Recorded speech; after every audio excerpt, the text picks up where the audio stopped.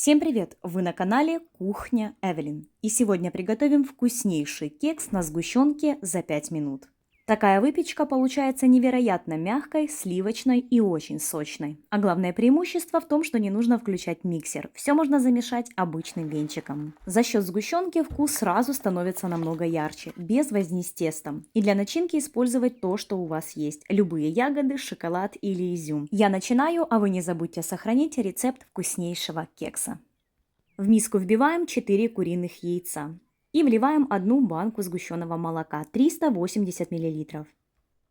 Сгущенка у меня осталась после приготовления торта «Молочная девочка». Скоро обязательно добавлю мой любимый рецепт этого торта.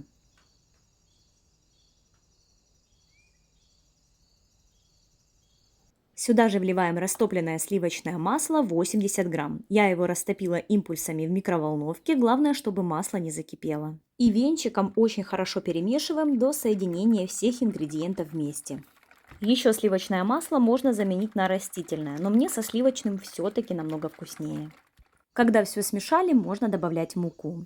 В муку 150 грамм добавляем 1 чайную ложку разрыхлителя и щепотку соли. Просеиваем и добавляем в тесто частями. После каждого добавления тщательно перемешиваем. Все продолжаем делать венчиком.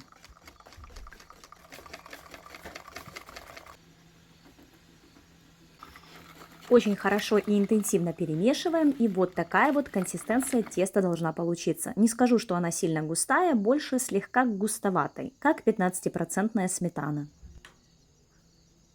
На этом этапе можете добавить любые ароматизаторы и добавки. Прекрасно подойдет цедра лимона или апельсина, столовая ложка лимонного сока и ванильный сахар. У меня в селе не нашлось ничего из этого списка.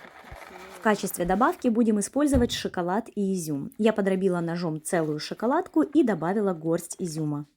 Снова все перемешиваем, и тесто готово. Но рецепт универсален, можете добавлять разные добавки, но если добавляете ягоды, обваляйте их в любом крахмале или муке.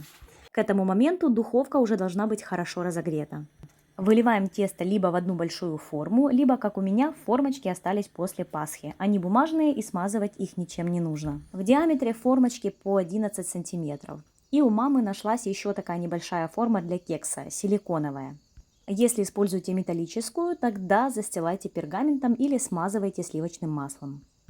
Отправляем в разогретую духовку на 180 градусов на 30-40 минут, в зависимости от размера ваших кексов. Поменьше кекс за 30 минут был уже готов, а те, что побольше, выпекала 40 минут. Готовность проверяйте деревянной шпажкой. Она должна выходить полностью сухой. Сейчас мы его туда. Оп. Первый кекс уже готов. Единственное, что нужно учитывать, что из этого теста всегда сверху кекс будет немного трескаться, либо немного надуваться. Текстура мякиша у него достаточно мягкая, слегка пружинистая, но одно из главных преимуществ это то, что он остается сочным и не сухим, так как сгущенка дает еще такую слегка влажность мякишу.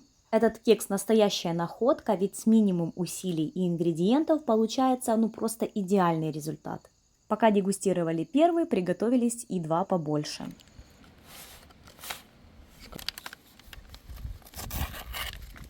Барс, Барс. Ты что, Барс? Эти я выпекала в газовой духовке, поэтому они быстро берутся корочкой сверху, а внутри пропекаются позже, поэтому получился эффект вулкана. Но это никак не влияет на вкус. Самое интересное, после дегустации вот таких вот кексов в виде куличей ко мне пришла мысль, что мякиш очень вкусно и часто готовят творожные куличи с очень многими долгими процессами и не всегда результат получается как надо. То здесь получился самый настоящий вкуснейший быстрый кулич, в разы вкуснее творожного. Всего за 5 минут замеса. Аромат стоит на весь дом. Еще стоит отметить, что на следующий день он остается таким же вкусным. Всем рекомендую попробовать такую шикарную выпечку. Так что, друзья, пишите ваши комментарии, понравился ли вам рецепт. А в Телеграм жду ваши фотоотзывы после приготовления. Всем огромное спасибо и до новых встреч!